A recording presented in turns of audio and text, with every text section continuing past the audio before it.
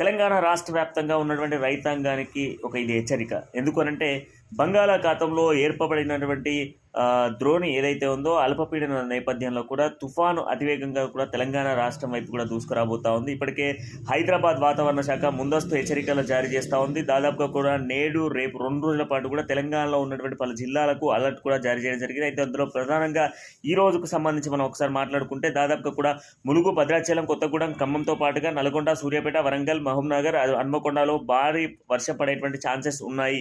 And రేపు తెలంగాణ రాష్ట్రంలో రేపు ఎల్లుండికి సంబంధించినటువంటి అంశాలు చూసుకుంటే కరీంనగర్, పెద్దపల్లితో పాటుగా సిద్దిపేట, రంగారెడ్డి, హైదరాబాద్, మేడ్చల్, మల్కాజ్గిరితో పాటుగా ఉమ్మడి ఖమ్మం, అదేవిధంగా నల్గొండ జిల్లాలో మోస్తారు వర్షం కురిసేటువంటి అవకాశాలు ఉన్నాయంటూ కూడా హైదరాబాద్ వాతావరణ శాఖ ఇప్పటికే పేర్కొనడం జరిగింది. రైతాంగానికి ముందస్తు జాగ్రత్తలు కూడా హెచ్చరిస్తూ ఉన్నారు. ఇప్పటికే దాదాపు వ్యవసాయ క్షేత్రాల వద్ద వడ్లు కావచ్చు ఇతరత్ర ఉన్న నేపథ్యంలో వాళ్ళంతా కూడా జాగ్రత్తలు వహించాలంటూ కూడా వాతావరణ శాఖ హెచ్చరికలు జారీ చేస్తూ ఉంది.